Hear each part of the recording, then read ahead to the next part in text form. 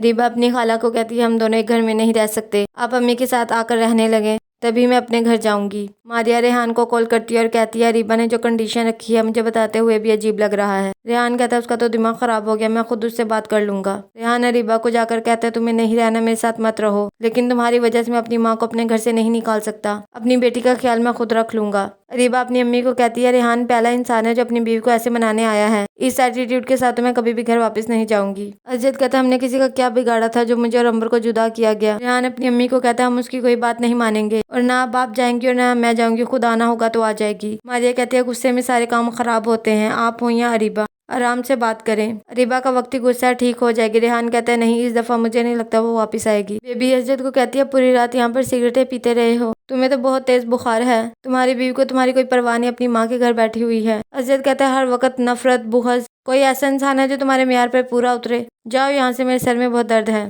Baby अंबर के घर आती है और कहती है ये मैं अपने मार्ट से फ्रूट लेकर आई हूँ, इम्पोर्टेड है। अंबर वहाँ से उठकर चली जाती है। अंबर कहती मुझसे गलती हो गई है, मुझे माफ कर दो। अंबर नजिया को कहती यहाँ पर अजद आया था, तो नजिया कहती यहाँ पर नहीं आए भाई। बेबी कहती है अंबर मुझे माफ कर दो, तुम वैसे भी फ्री होती हो, अगर तुम्हें कोई जॉब करनी है तो मैं दिलवा दूंगी। अंबर कहती है आपने जो मेरे साथ किया है ना उसका दावा आप कभी नहीं कर सकती। अमर रीबा को कॉल करता है और पूछता है कहाँ हो। रीबा कहती है अभी तो अम्मी के घर ही हूँ, लगता है काफी दिन यहीं पर रहना पड़ेगा, मेरे वजूद पे बहुत सी ऐसी जंजीरें हैं जो नजर नहीं आती, मैं रेहान को छोड़ नहीं सकती। अमर कहता है अगर तुम छोड़ दोगी तो तुम्हारा हर तरह से मैं साथ देने के लिए तैयार हूँ। नूर रेहान को अपनी सारी एक्टिविटीज के बारे में बताती है और कहती है मुझे स्विमिंग करनी है। रेहान कहता है ठीक है मैं ले जाऊंगा। अजद कहता है मैं अम्मी को उनकी गलतियों का अब क्या एहसास दिलवाऊं, मैं जिस मोड़ पे खड़ा हूँ अब सवाल कर भी लूँ तो कोई फायदा नहीं। मारी आती है और अजद को कहती है अब ठीक तो है ना, आपकी तबीयत नहीं ठीक है, आप सोए नहीं है रात भर, कोई बात है तो मुझे बताएं। बेबी कहती है मैं अंबर से मिलने गई थी, सूख कर कांटा हो चुकी है, वो बहुत बुरा हाल है उसका। अजद कहता है ये ड्रामेबाजी करने की जरूरत नहीं है,